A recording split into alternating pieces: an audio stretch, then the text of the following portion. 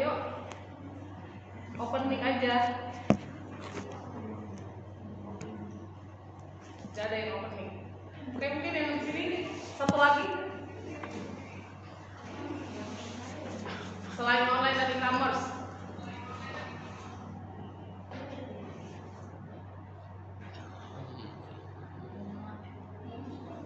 udah bagus stop. Yang lain coba. Yo, cewek-ceweknya, cowoknya.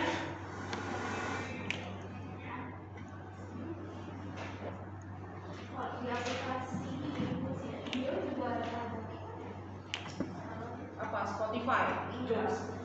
Udah ada Netflix. juga ada pajaknya juga. Semua ada pajaknya, oke. Jadi pajak digital itu merupakan benar tadi perpajakan semua sudah berbasis dengan online, baik laporannya, baik pekerjaannya.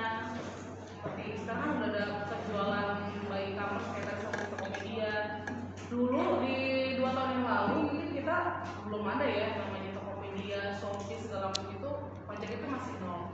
Tapi karena pemerintah melihat di situ ada pajak yang bisa dipungut dan semua orang sudah menggunakannya.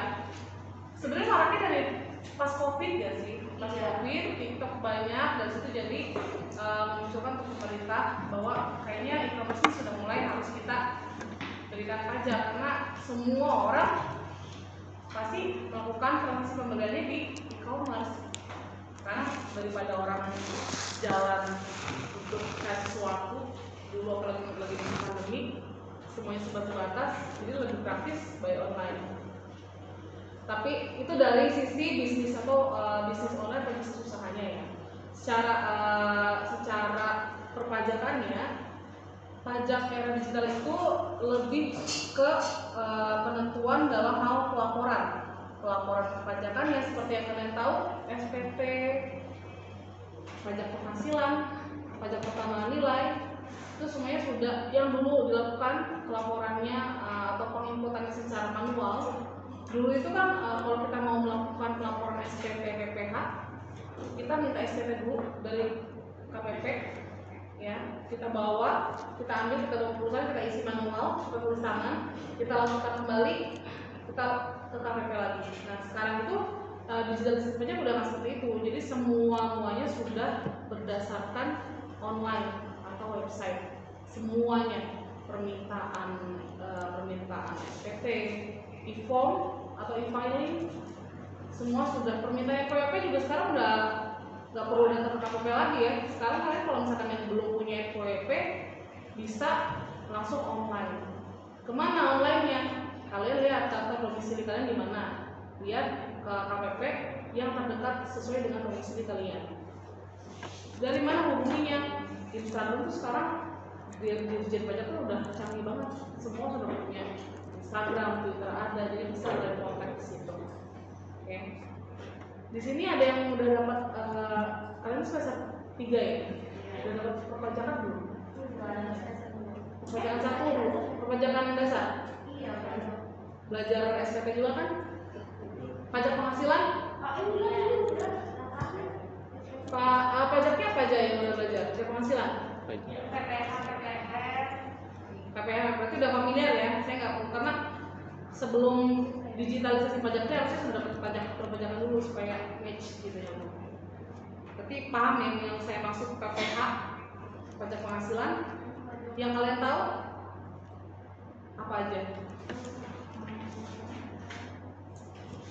Pajak penghasilan? Iya. Ada lagi? 22. Oke. 25. Terus? 26. Terus? 23. Itu yang disebutin tadi apa? Tahu apa enggak? 21 itu apa? 22 apa? 23 apa? Jadi sebetulnya dari apa yang kalian pelajari di semester lalu tentang perpajakan, pajak penghasilan, ini semua adalah aplikasi untuk kita melakukan pelaporan perpajakan penghasilan. EREK itu ada ketika kita wajib pajak orang pribadi yang belum memiliki NPWP, silahkan kalian buat NPWP-nya di EREK. ketik aja EREG di Google itu nanti muncul e-registration. Muncul buat teman-teman semua di sini mungkin yang belum bekerja atau mau bekerja tapi belum memiliki NPWP, silakan kalian buka EREG. Nanti situ ada perlunya langsung. Atau mau yang kaduin boleh. Ya. Nanti kalau e-filing itu gunanya apa? Untuk pelaporan pajak penghasilan. Pajak penghasilan apa aja? Semua 21, 22, 23, pakai dua, semua masuknya ke e-filing. E-faktur, ada yang tahu untuk apa? Biasanya buat Apa? perusahaan Ya, perusahaan untuk laporan pajak perusahaan. PPN. Ya, betul, untuk PPN. Jadi untuk e-faktur ini ada PPN. Ya. E-faktur ini dilakukan untuk melakukan pelaporan pajak pertambahan nilai. Dia beda dengan e-filing. E-filing itu untuk sebetulnya dulu PPN juga dilaporkan di e-filing, DJP online e-filing. Tapi sekarang itu PPN sudah punya website sendiri untuk melakukan pelaporannya tidak tercampur dengan PPH. E-faktur itu programnya untuk kita membuat faktur pajak, untuk mengkreditkan faktur pajak masukan, untuk input data faktur, dokumen lain-lain sehubungan dengan ekspor dan impor. Nah itu semua di faktur. Untuk laporannya nanti ada yang namanya web base. Kita mau belajar sampai web base PH21. Semoga keburu ya waktunya. E-billing untuk kode. Ya, untuk tagihan apa tuh? Tagihan apa? Tagihan pajak. Nah kan kita create dulu ya. Untuk pajaknya itu kita buat sampai dulu apa sih setelah 1 bulan itu kita nantinya pajak. Kalau udah ketahuan kita bayar berapa, kita buat billingnya. Billing terus kita setorkan, baru kita bisa buat dan kita laporkan. Bingung nggak? Bingung. Ya. Teman-teman yang online bingung nggak? Kok langsung open semua nih? Saya nggak bisa on cam soalnya rusak nih kamera saya. Yang online nggak kedengeran suaranya? Sampai sini mungkin masih bingung.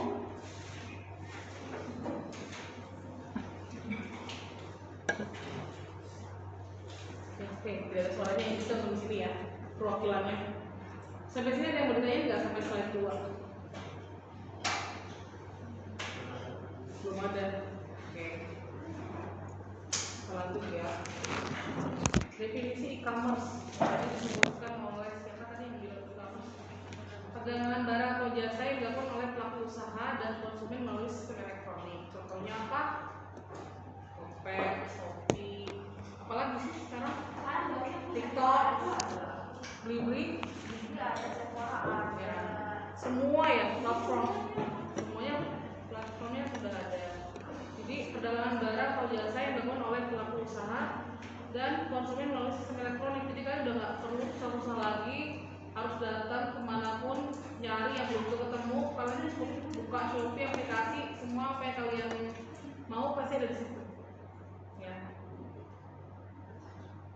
Apa aja modelnya? Marketplace, classified ads. Ini maksudnya apa? Kalian tahu nggak kalau iklan-iklan yang suka ada di Facebook atau Instagram? Iya, game juga ada. Ya, game. Nah itu maksudnya ke classified ads. TikTok juga ada kan ads-nya? Daily deals, online retail. Kalau tadi Tokped masuknya kemana? Tokped, Shopee, marketplace. Iya. Oke. Terus kalau yang online retail contohnya ada Indomaret. Ini yang tadi kalian Superindo ada. Gojek juga bisa Indomaret masuk situ kan. Daily deals. Hari-harian nggak sih Bu? Hari-harian. Hari-hari itu yang bukan supermarket itu ya? Hari-hari itu saya tadi supermarket yang ada tau nggak? Itu maksudnya. Salah satunya ya. Nah, kita tahu ya apa aja marketplace itu terdiri dari apa aja? belum sampai situ kita. Ini kayaknya belum sampai situ. Oke. Online marketplace kegiatan menyediakan tempat kegiatan usaha berupa toko internet, lapak di mall internet sebagai tempat online. Ya tadi seperti tadi contohnya adalah Tokopedia, Zalora, Lazada yang umum ya. Iya, Lazada. Shopee itu masuknya ke marketplace ya, karena ada mall di dalam internet. Shopee Mall, Lazada Mall juga ada. Ya, Lazada Mall ada sekarang. Oh iya ada Lazada. Iya, ada. Ini nggak pernah pakai Lazada, banyak iklannya. Ya, jadi yang saya beberapa coba yang tadi itu masuknya ke online marketplace seperti ya apa? Jeko itu kan hanya bukan marketplace ya jatuhnya ya, karena kan dia cuma satu itu aja, donat aja kan, nggak bisa kalian cari baju di Jeko tuh nggak bisa. Jadi itu belum bisa dibilang marketplace ya, karena marketplace itu dia lebih ke general sifatnya, semuanya tersedia kayak pasar online jatuhnya. Market namanya juga marketplace ya. Oke. Dari seller menyediakan lapak, bayar. Jadi seller menjual barang atau jasa yang ada di dalam platform tersebut. Terus platformnya seperti Shopee, Tokopedia menyediakan lapaknya. Terus kita sebagai pembeli melakukan pembayaran. Ya, kita kalau tanpa disadari kan kita kadang nggak ngeh ya. Tapi kalau kita lihat faktur itu ada PPN di dalamnya. Ya, kita sebagai yang punya toko juga dikenakan pajak dari situ. Kenapa? Semua udah ada pajaknya. Yang harusnya kalian ingat nggak? Kalian kalau beli obat di Kimia Farma atau obat-obatan lah, itu kan sebetulnya tidak diperkenalkan kena PPN ya. Tapi kalian ingat nggak? Itu ada yang PPN, ada yang kena PPN di situ. Kalau kalian beli obat, ya. Kalau kalian beli obat, harusnya itu kan kalau untuk obat-obatan tidak diperkenakan untuk ada PPN-nya ya, sebetulnya. Tapi kadang suka ada di struknya, saya suka teks di dalamnya gitu. Sebetulnya itu di khususnya untuk tidak. Nah yang tadi yang X melalui situs yang dimiliki penyelenggara Classified X menyediakan tempat dan waktu bagi pengiklan untuk memajang konten iklan barang jasa, baik berupa teks, grafik, video penjelasan, informasi atau lainnya. Contohnya yang ada di YouTube, Instagram, TikTok, Facebook. Ada yang pernah pasang ads di sosial media? Siapa? Tahu pasang iklan apa?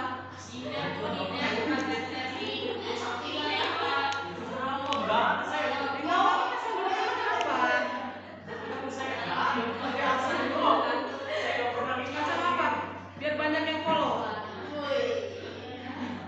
Contohnya itu ya, kalau kalian ada misalnya kalian mungkin lebih condong ke yang kalian punya usaha online ya, misalnya kalian jual makanan atau apapun kan bisa kalian iklankan di sosial media untuk apa? Untuk supaya orang banyak yang melihat, jadi banyak yang follow, banyak yang aware. Apa sih sebetulnya jualan apa sih?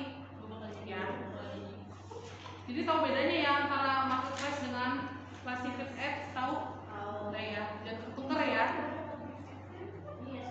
Contohnya apa? Iklan atau iklan barang atau jasa. Menyediakan tempat iklan. Siapa yang menyediakan tempat iklan ini? Contohnya siapa? Apa platformnya? Ya. Kita mendapat informasi siapa pengguna iklan. Siapa pengguna iklannya? Yang ada di platform tersebut. Misalnya kalian bikin ads-nya di Instagram. Ya kalian semua yang pakai Instagram pasti itu muncul share to all kan mereka. Jadi siapapun bisa lihat. Tapi tergantung ads-nya yang berapa rupiah kan levelnya. Kalau yang mungkin ke beberapa orang kan nggak bisa ke semuanya juga. Tapi tujuannya untuk menarik perhatian orang-orang yang ada di platform tersebut. Tujuannya untuk apa? Menambah followers dan orang-orang lebih aware sama usaha kalian jual apa. Dia tanya orang banyak yang nggak tahu, mungkin kalau cuma followersnya 5 atau 10 tujuan tambah keluarga kan, jadi pakai ads jadi orang jadi tahu oh ini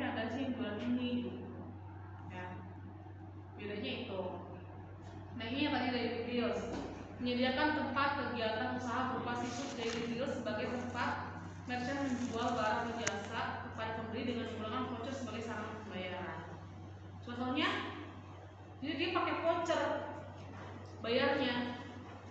Platformnya online, mungkin kayak gini deh, kayak mungkin ya kayak gitu contohnya. Jadi misalkan kan mereka kan ada suka jual voucher juga kan itu. Iya. Nah, jadi deal-dealannya jadi lebih murah nih katanya. Pakai itu pembayarannya. Ada yang pernah coba? Superindo. Apa? Iya, jadi dia beli makan cuma 1 kilo 1.000. Wah, murah. Iya, bukan. Itu lagi promo kali. Jadi promo sama ada trade. Oke, contohnya itu ya. Jasa juga mungkin kalau jasa jarang ya kalau daily deals mungkin lebih banyak ke barang. Karena kalau apa? Ya, jasa. Jadi apa? Service gitu ya, kayak GoClean semacam itu. Ada yang udah pernah tahu nggak sih tapi kalau pakai daily deals ini? Saya belum pernah tahu platformnya, jujur aja daily deals ini. Tahu sih, tahu cuma kayak paling kayak supermarket gitu, kayak kita Naga atau apa yang namanya sudah basicnya online, pakai voucher pembayarannya. Jadi dia sifatnya satu, khusus nggak seperti marketplace yang banyak. Jadi satu aja. Misalnya kayak Superindo tadi contohnya, vouchernya Superindo ya, kalian bayarnya di situ, cuma bayarnya menggunakan voucher. Nah, Dana kenapa Dana? Ada bayar apa? Ada di setiap top-up itu top-up. Ya. Dapat apa? Voucher itu. Nah. Oh iya, berapa tuh kalau boleh tahu? Tahu. Saya belum pernah. Kayaknya besar. Saya kalau tahu kan yang banyak saya nggak pernah dapat gitu. Oke, bedanya itu ya. Masih dapat. Shopee juga ada kan jualan voucher juga. Iya. Cuman mungkin itu lebih banyak lingkupnya ini kayak lebih khusus aja kalau untuk daily deals ini. Yang keempat, online retail, jual barang atau jasa yang dilakukan oleh penyelenggara online retail kepada pembeli di situs online retail. Ini contohnya salah satunya apa? Lebih ya, Alfamart dia sudah punya aplikasi sendiri ya untuk Alfamart. Jadi yang mungkin biasa pakai ini kayak brand ambassadornya ya. Iya, kayaknya aku kalau pakai Alfamart member kita dapat Oh, boleh dong di-spill caranya ya. Saya biasanya pakai GoMart kalau mau beli online Alfamart. Iya, itu juga dapat poin. Iya, tapi nggak pernah diminta kartunya. Iya, itu sama itu. Contohnya itu ya, Indomaret atau apa? Indomaret. Indomaret, tapi dia udah punya membernya sendiri. Mungkin nanti ya. Cuman lebih fleksibel Alfa memang. Iya, pakai Alfamart. Kalau Indomaret harus ada kartunya. Saya nggak suka kartu, saya nggak punya. Oke. Kalau ini pihak yang terkait cuma gampang. Platform yang menjual barang atau jasa langsung ke pembeli, tidak melalui pihak ketiga, jadi langsung ke tempatnya. Superindo apa lagi? Saya Superindo, TikTok mungkin yang mungkin sudah ada online-nya bisa langsung kalian beli. Atau mungkin baju-baju online yang langsung ke tempatnya. Kayak contohnya apa ya? Kalian tahu gelis.co.id nggak sih? Kalau beli baju di gelis itu juga langsung dia juga suka ada vouchernya. Jadi itu bisa dibilang juga online retail. Oke. Aspek perpajakannya dalam e-commerce, online shop hanya berada dalam hal cara atau alat yang digunakan dalam transaksi perdagangannya. Jadi kalau e-commerce dengan jual beli konvensional hanya berbeda caranya. Ya pasti jelas beda caranya lah ya. Kalau online kita cuma tinggal duduk buka handphone jadi, PC buka tablet jadi. Kalau jual beli konvensional kita harus keluar rumah, pergi dulu, berkendara, baru sampai. Cuma plus minusnya kalau online kita nggak bisa tahu barangnya seperti apa, barangnya bagus atau enggak, barangnya oke atau enggak, kita nggak bisa cek. Tapi kalau offline ya kita bisa milih kan sesuai dengan apa yang kita mau. Plus minus ya. Gambar mati. Ya. Nah, tidak ada perbedaan perlakuan perpajakan antara transaksi e-commerce dan transaksi jual beli konvensional.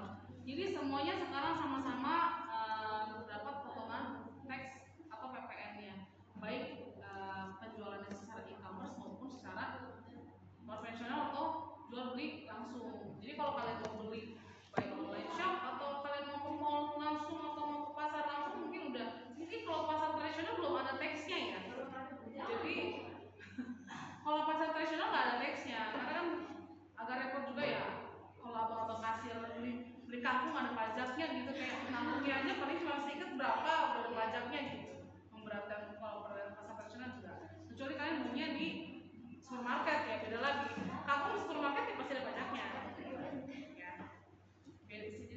Kalau secara perpajakan dia nggak ada perbedaan antara e-commerce dan profesional, semua sama-sama dipotong pajak. Sekarang pajak berapa persen? Ya 11%. Sebentar lagi per 1 Januari 2025 kita akan naik 12% ya. Apa? Duitnya buat apa? Nanti saya tanya Sri Mulyani dulu. Nah, ini nextnya e-commerce. Kalau dari gambar ini, ada yang mau coba satu-satu menjabarkan tengah e-commerce? E-commerce kenapa ada web design? Ada yang bisa menurut kalian jawaban ini? Jadi kita sebagai pengguna atau kita sebagai seorang yang mau memasang produk, kita kan pasti harus punya web design dulu ya. Maksudnya kita harus punya produk desainnya kan harus oke, ukuran-ukurannya. Ada web desainnya. Terus kita dari web design itu kita ke web advertising. Kita melakukan iklanan, web hosting, terus mencari pelanggan, gudang, ambil barang, kirim, by ekspedisi, payment gateway, mungkin pembayarannya, karyawannya yang penginput, akhirnya diinput oleh karyawan marketplace-nya. Kalau gitu, ini sebenarnya pelajaran sehari-hari ya. Dalam ya, iya kan? Benar nggak? Ini seharian kalian kan semuanya. Bedanya cuma di sini ada antara dari pelanggan itu ke gudang atau pelanggan itu bayar dulu, gudang baru ekspedisi. Iya. Ini penjelasannya terkait Ini COD. via ini yang banking. Bisa. Tapi kalau yang kita bayar dulu kan, jadi urutannya dari pelanggan kita harus pembayaran. Iya. Gak ke gudang dulu. Ini untuk COD. Ya. Ada yang ditanyain dari sini? Ya. Gak apa-apa ya. Kamu jadi istighfar terus. Iya, Jadi kita belum masuk ke aspek perpajakannya ya. Ini masih kita bahas tentang marketplace-nya. Kayaknya kalau marketplace kalian belum lebih jago lah ya daripada saya di sini. Jadi kita next. Oke. Nah di sini tadi kan kita udah alurnya ini udah tahu kan, paham dari desain, advertising, hosting, pelanggan, gudang, masuk ke perpajakannya. Dari sini semuanya, ini semua dari desain, advertising, hosting, pelanggan semuanya masuk ke pajak. Yang membedakan apa? Oke, web design.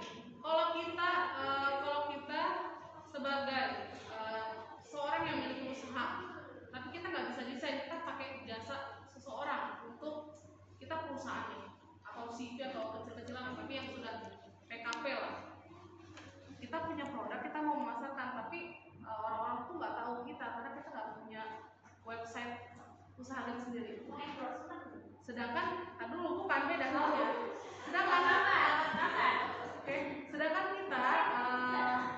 Sedangkan kita sebagai pemilik atau owner dari usaha tersebut kan harus orang-orang kalau tahu kita jual apa pasti harus lihat website-nya kan. Sedangkan kita nggak bisa nih, kita nggak punya karyawan yang bisa desain, kita juga nggak bisa membuat website. Kita akhirnya pakai jasa orang lain untuk membuatkan kita website. Nah itu namanya PPH atau PPN. Bismillah. Ada tulisannya PPN dan PPH. Data, web design, PPN dan PPH. Ya. Yang dimaksud PPN dan PPH di sini itu maksudnya apa?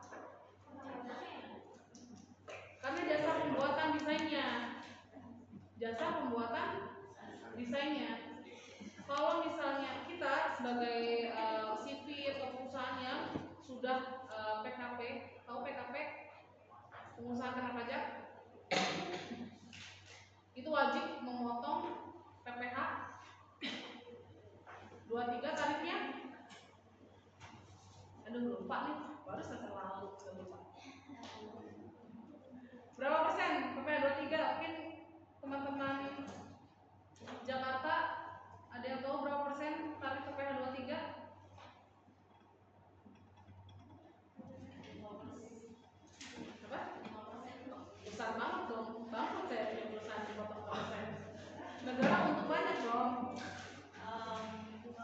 Negara sih senang-senang aja ya. PPh 23 atas jasa itu dipotongnya 2%. Untuk yang memiliki NPWP, yang tidak memiliki NPWP 100% lebih besar. Berarti berapa? 100% dari 2%? Ya, 4%. Untuk yang tidak memiliki NPWP. Jadi kalian lihat dulu nih, kalian bikin website-nya di mana? Dia di orang pribadi atau di perusahaan juga atau CV yang di PKP juga. Nah, kalau di orang pribadi, kalian berarti potongnya bukan 23 tapi 21. Tarifnya 2,5%. Kalau punya NPWP, kalau yang nggak punya NPWP, tarifnya lebih besar 3%. Aduh, pusing banget satu. Bedanya gitu ya. Jadi kalau kalian bikin kalian punya usaha, kalian mau bikin buat website, kalian perusahaan owner yang sudah ditetapkan sebagai pengusaha kena pajak, kalian buat website di perorangan. Jadi yang buat website kalian itu orang pribadi lah. Dia bukan CV, bukan PT, orang pribadi yang bisa gitu bikin website. Bayar tapi dipotong. Potong PPh berapa? 21 atas jasa pribadi, orang pribadi. Tarifnya berapa? 2,5% untuk yang memiliki NPWP dan 3% untuk yang tidak memiliki NPWP. Tapi kalau ketika kalian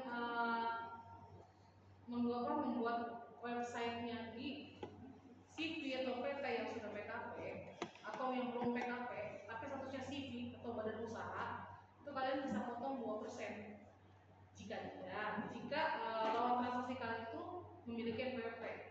Tapi kalau nggak punya NPWP tapi dia PT gimana Bu? Dia belum PKP tapi dia PT ini lagi proses PKP-nya, boleh. NPWP-nya punya nggak? Kalau punya potong 2%. Kalau nggak punya NPWP atau belum punya, silakan potong 4%. Ya. Bedanya apa? Kalau orang pribadi potong 21. Kalau badan usaha potong 20, potong PPh 23. Bedanya itu. Nah, PPN maksudnya apa? Ada lagi PPN ya, karena mereka kalau misalkan kalian buat website yang di badan usaha yang resmi, itu biasanya mereka akan menerbitkan kartu pajak untuk kalian. Kalian harus bayar sesuai dengan tagihannya, tagihan jasa dan tagihan PPN-nya.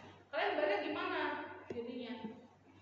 Misalnya tagihan kalian tuh 100.000 bikin website 100.000, kamu PPN 11%, 111.000, dipotong 2%. 2% dari mana? Dari 100.000. Jadi berapa tuh? 100.000 ditambah 11.000 dikurangi ya, 100 dikurangi 2.000. Itulah yang kalian bayar. Paham ya? Terus kalau untuk advertising periklanan juga begitu. Karena desain dan advertising itu jatuhnya sama-sama jasa. Jasa periklanan dan jasa desain.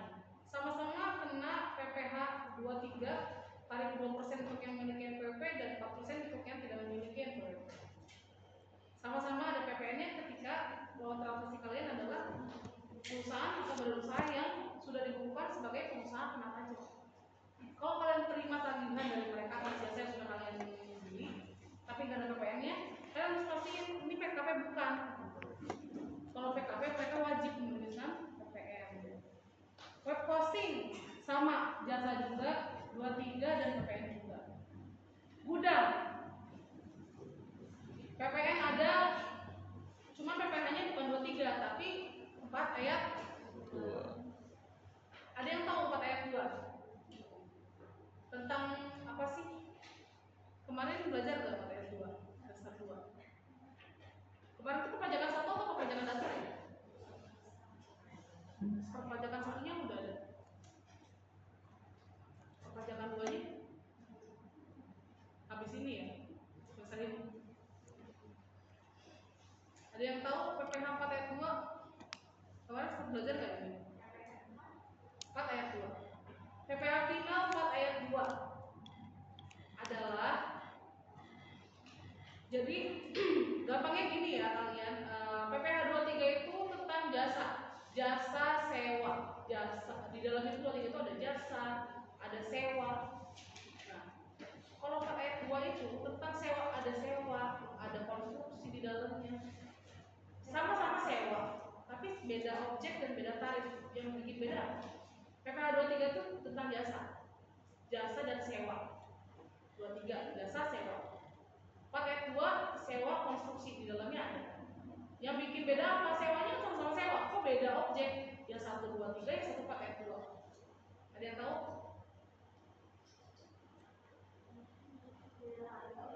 Ada yang tahu? Mas, siapa mas namanya mas?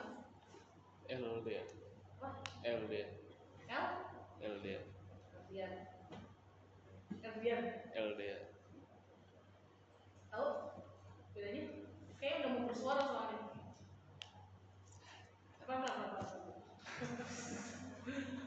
Tahu cuma kurang yakin aja. Kalau ingat, bedanya apa nih sewa?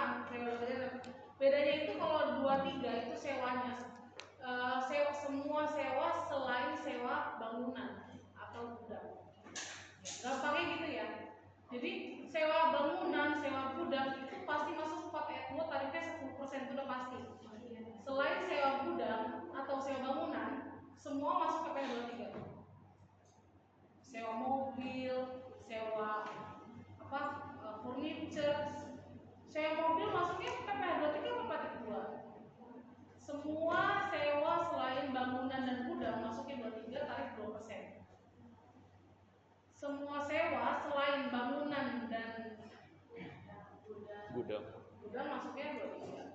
Hanya sewa bangunan dan gudang saja yang masuk PPh final 4 ayat 2. Beda tarif, 4 ayat 2 tarifnya 10%, 23 tarifnya 2%.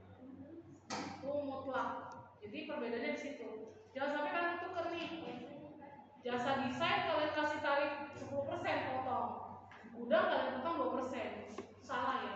Marah nanti perusahaan. Katanya soalnya yang ngomong salah patah. Patah-patah.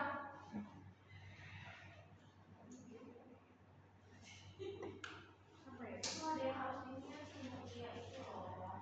Jadinya harus ngomong. Oh, berarti kalau suara angkatan. Ada yang ini. Coba ada yang bicara dong dari online, jadi saya nggak tahu. Kendalanya di mana? Jadi saya kurang tahu.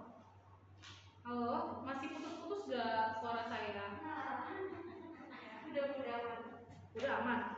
Soalnya tadi ada mahasiswa Yang itu off cam, off mic, on mic ya. Oke, sekarang masih putus-putus gak? Coba dong, apa suaranya kalian yang kelas online, saya udah dengar suaranya nih. Ya bisa lanjut, bisa tahu ya perbedaannya ya. Tadi gudang masuknya sewa tarif PPh final PPh 2 tarifnya bangunan dan tarifnya 10%. 23 sewa. Kalau saya mau sewa AC gitu, saya kena PPh 23 tarif berapa persen? Kalau saya mau sewa parkiran depan, misalkan di sini BI menyewakan parkiran, saya mau menyewa parkir nih.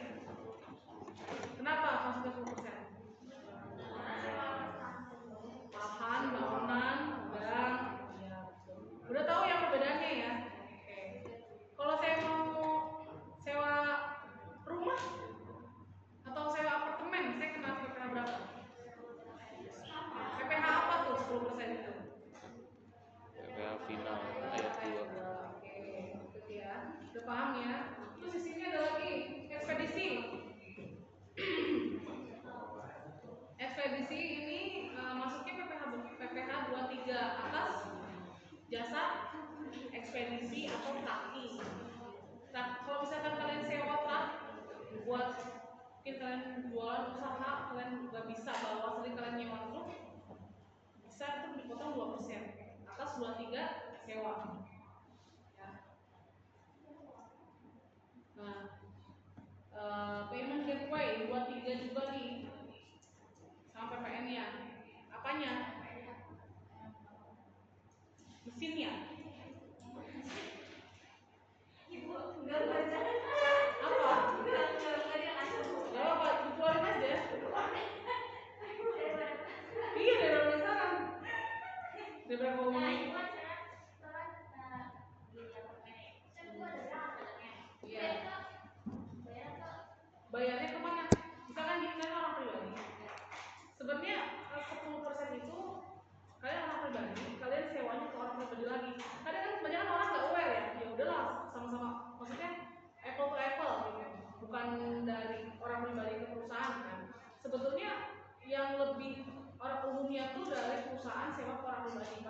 motong 10%. Tapi orang pribadi, sama orang pribadi sebetulnya itu juga sama, bisa dipotong 10%. Cuma nanti misalkan kamu nih pinjam nyewa apartemen teman kamu sebelahnya berapa, 10 juta, kamu bayarnya nggak 10 juta, kamu potong 10%. 10% dari 10 juta berapa? Berarti kalau kamu potongnya 9 juta, bayarnya ke temanmu 9 juta. Sejutanya kamu dalam bentuk apa? Kamu harus bikin bukti potong yang kamu berikan nanti ke temanmu. Nanti temanmu bisa kreditin di akhir tahun. Tapi sekarang itu belum ada yang namanya aplikasi untuk pembuatan bukti potong atas PPOP. Jadi kebanyakan nggak ada. Jadi untuk orang pribadi, foto-foto orang pribadi potong orang pribadi ya, itu biasanya mereka nggak perlu dipotong PPH PT keluar. Kecuali kamu perusahaan, kamu sewa apartemen ke temenmu, kamu perusahaan wajib potong 10%, nanti temenmu dapat bukti potong. Gitu. Ya kan dia juga. Terus kalau saya kasih sewa, jelasan sewa apartemen 100.000, kemurahan. Itu apartemen apa? Makanya sejam doang katanya. Udah sejam dipotong 10% lagi ya. Oke. Karyawan kenapa nggak ada PPN-nya ya? Karena kan memang bukan PKP, karyawan itu dipotongnya 21. Atas apa?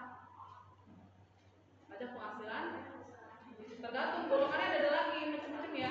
Kemarin belajar apa di PPN 21? Belajar PPN 21. Belajar tentang apa aja? Kamu yang ngomong belajar apa? Kamu yang ngomong belajar apa? Ini dong, gambar yang sebelah sini. Kok belum kedengaran suaranya? Langsung pada sibuk nih. Kalau digituin ya.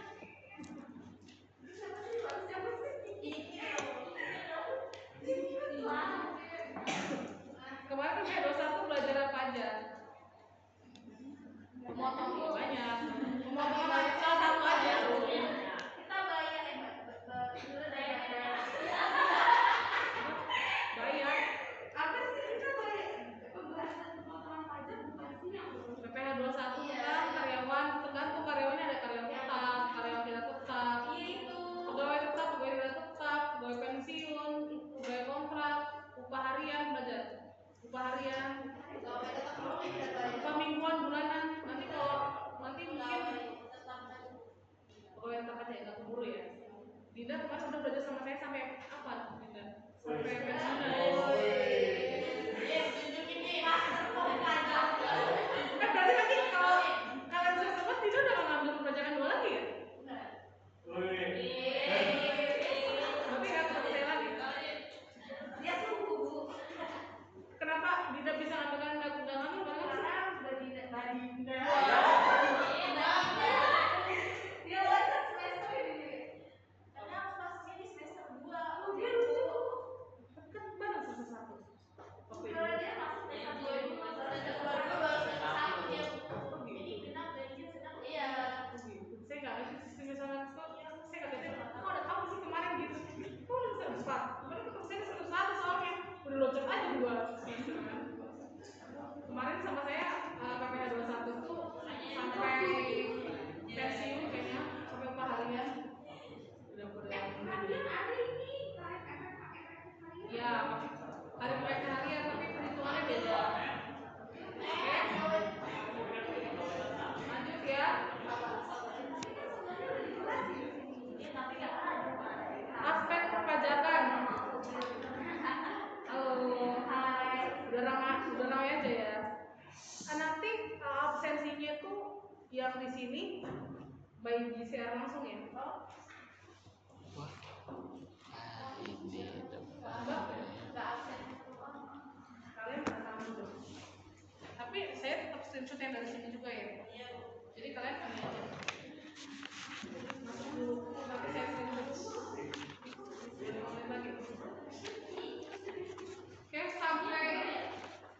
sampai slide 18 ada yang mau ditanyakan? Sudah 5 menit lagi, kayaknya kita lanjutkan next week aja karena agak luas pembahasannya. teman-teman Saya, Bu. mahasiswa Jakarta. Saya mau nanya, Bu. Iya, boleh. Kan bagaimana pemerintah dapat menetapkan regulasi pajak yang adil dan efektif terhadap perusahaan-perusahaan digital multinasional seperti Google, Amazon, Netflix, kan itu beroperasi secara lintas batas ya, Bu. Dan sementara setiap negara memiliki aturan pajak yang berbeda dan banyak dari perusahaan. Nah, hal ini kan memanfaatkan celah-celah hukum untuk mengurangi kewajiban pajak mereka. Ya, jadi Netflix, Google, segala macam ini menurutnya penetapan regulasinya seperti apa? Bentar dulu dong, udah ribut aja nih yang lain, ada temen yang nanya. Jadi gimana sih cara pemerintah menetapkan regulasi untuk perpajakan untuk perusahaan-perusahaan multinasional seperti Google, terus Netflix, itu regulasi seperti apa? Biasanya kalau pemerintahan itu kita saya kalau lihat dari kacamata dirjen pajak ya, mereka tuh untuk pemerintahan itu menetapkan regulasi itu mungkin nggak cuma karena oh ya nih di sini banyak nih kayaknya peminatnya, oke kita ketik aja nih ada teksnya segini, nggak kayak gitu. Jadi semua perlu ada pertimbangannya. Pertimbangannya dari mana, seberapa banyak sih pengguna dari platform tersebut yang pertama. Seberapa besar, terus seberapa kira-kira untuk di beberapa tahun yang akan datang, 5-10 yang akan datang, apakah ini akan menjadi teknologi baru yang berbasis digital yang nantinya memang lebih akan banyak usahanya di dalam platform tersebut. Apakah nanti minat warga semuanya itu pindah dari mungkin manual, misalkan kalau kayak Netflix, televisi biasa, jadi semuanya beralih ke Netflix atau gimana? Jadi mereka butuh riset dulu lah sebelum menetapkan regulasi. Untuk tarifnya sendiri mereka butuh roaming untuk menetapkan yang namanya PER ya, atau peraturan Kementerian Keuangan itu ada rapat sendiri dari pemerintah dengan dirjen pajak untuk menetapkan tarif. Kalau untuk prosedurnya seperti apa, saya juga kurang paham karena itu urusan pemerintahan. Jadi biasanya mereka akan menetapkan regulasi itu sehamin satu bulan, biasanya tuh sosialisasinya tuh hamin 6 bulan ya. Jadi kayak dia mau launching sesuatu atau peralatan itu pasti mereka, atau kayak sistem pekerjaan baru tuh biasanya mereka akan sosialisasi dulu beberapa bulan sebelumnya untuk menetapkan ini loh nanti kita di bulan ini atau di tahun depan di tanggal sekian kita mulai akan ada perpajakan untuk ini. Seperti contohnya tarif PPN naik jadi 11% ke 12%. Itu kan isunya sudah 2 tahun yang lalu. Jadi mereka nggak semerta-merta tiba-tiba sekarang nggak ada regulasi, tiba-tiba bulan depan langsung ada regulasinya. Jadi biasanya mereka akan melakukan sosialisasi itu paling tidak 6 bulan sebelumnya. Nggak bisa. Jadi mereka butuh riset dulu apa bagaimana konsumsinya di sana, apakah banyak atau enggak. Gitu. Kalau misalkan memang tidak terlalu banyak peminatnya, mereka tidak akan serta-merta langsung menetapkan regulasi. Oh ini langsung dikenakan pajaknya. Nah, karena keputusan yang pemerintah buat itu tidak selamanya memberatkan kita sebagai wajib pajak orang pribadi ya. Kan selama ini pasti bunyinya pemerintah nih apa naik, mikirnya kemana uangnya. Nggak sementara. Saya selama ini memang ya kadang ada kesannya juga sama pemerintahnya karena segala sesuatunya dibuat pajak, tarifnya dibuat tinggi, regulasi yang berubah-ubah. Jadi kita sebagai warga negara tuh nggak punya kepastian atau sustainable lah untuk untuk kita bisa menikmatinya juga kita nggak tahu kan. Cuman memang yang saya ketahui adalah pemerintah itu tidak serta-merta membuat regulasi, menetapkan sesuatu itu berdasarkan berdasarkan hal yang dia lihat. Oh ini nanti akan banyak di sini usahanya, orang-orang akan banyak beralih semuanya ke sini. Itu pasti perjalanannya panjang sekali dan nggak semudah yang kita bayangkan dan nggak semudah kita membuli pemerintahan gitu. Nggak semuanya gitu. Jadi semuanya ada aturan yang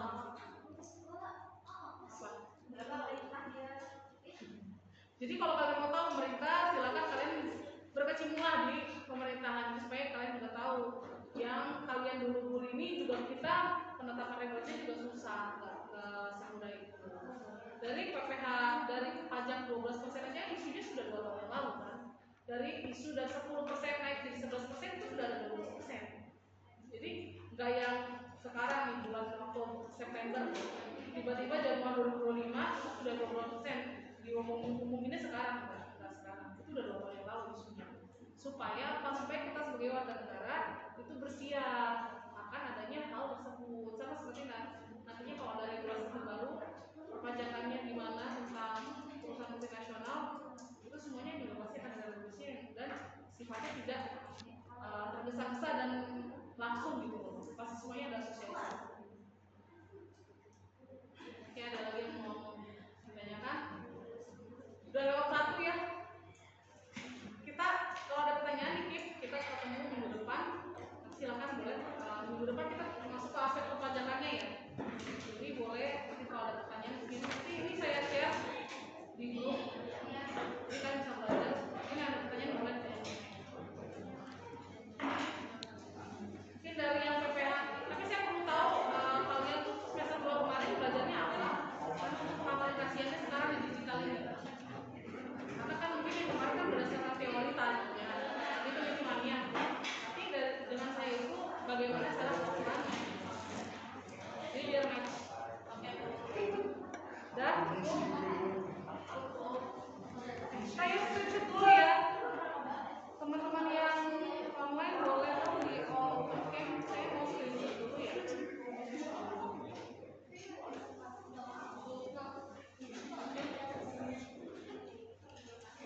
Boleh di open cam dulu.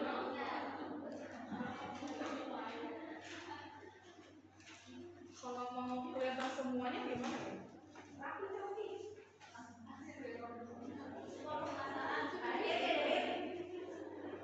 kayak saya kalau ke samping gimana? Gimana? Kalau saya mau ke samping, saya harus duduk ke samping. Bisa begini, itu kecerahan kan sama lainnya. Ini. Itu yang WE bu, yang WE. Oh, iya. Gimana ya? Itu bu, sudah saya.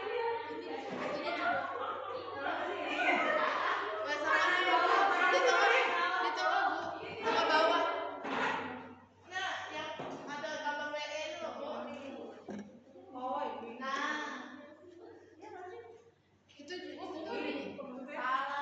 Kalau di Zoom kan saya ke samping nih. Coba rapi tuh, itu Muhammad. Coba itu jangan Pin.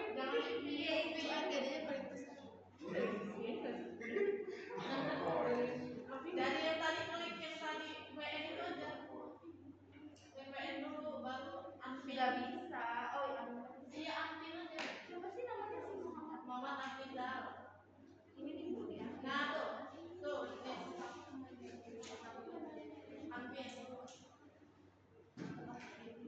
Nah, tambahin tuh Muhammad Afrizal.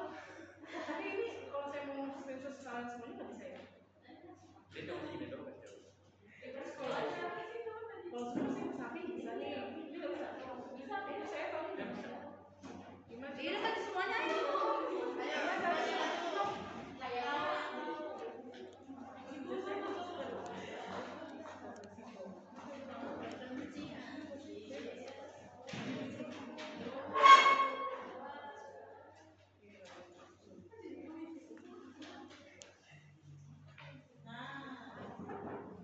Ini coba open cam ya. Nanti yang nggak open cam saya nggak ikut.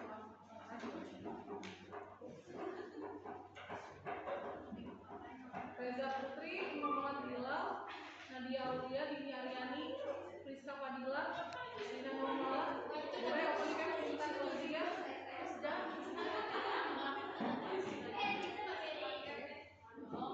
Dini Aryani ada nggak sih orangnya? Reza Putri, Ayu Lestari. Saya screenshot ya, yang nggak oke mungkin saya nggak yang itu absen ya. Saya punya saya nggak absen. Oke, saya screenshot ya buat Untuk apa?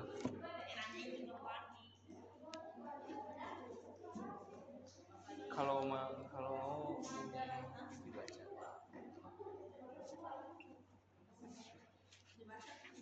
Dipahami. screenshot lagi ya.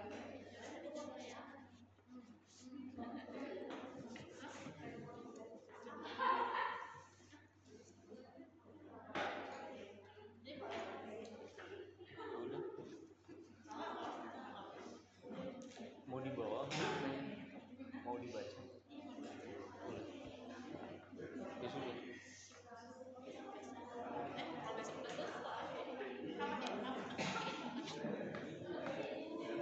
Udah pakai aja.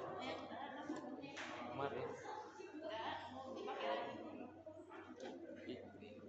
Mau berapa lama itu dulu? Kan cara membaca bukan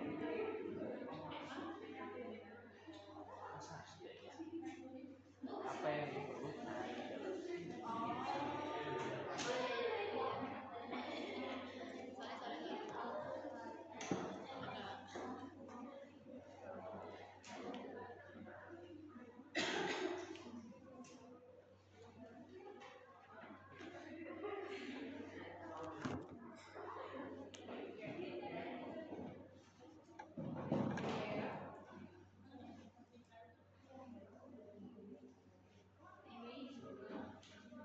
Thank you ya semuanya.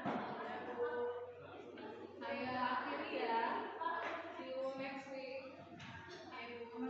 Baru deh dengar suaranya yang omega dada.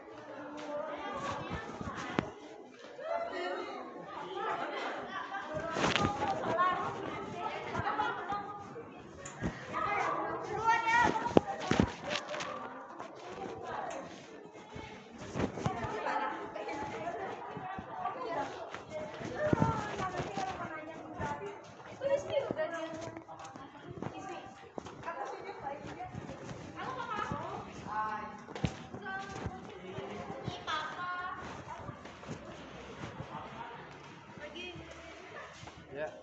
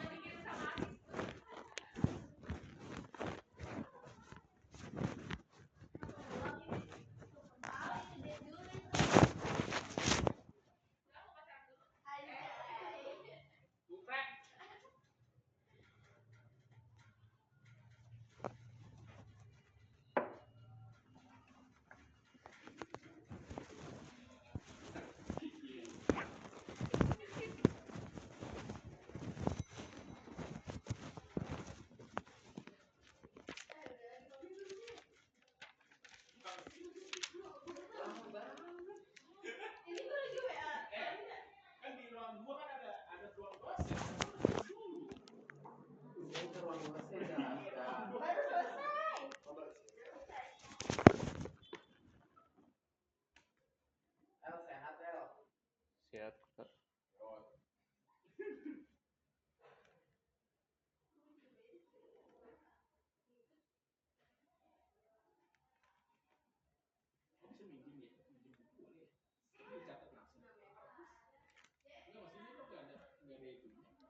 Mungkin yang udah sering kesini tahu. Tuh, makanya sini beli buku. Itu minimal berapa hari sih? Estimasi seminggu itu 3 harus dikembalikan. Anak Jakarta ya? Kenapa? Bekasi anjir. Saya Bekasi. Kemarin ada yang ngomong anak Jakarta.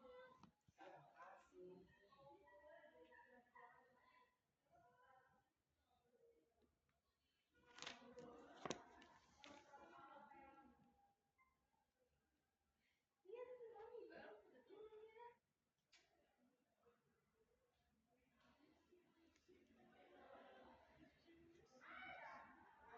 Kok nono.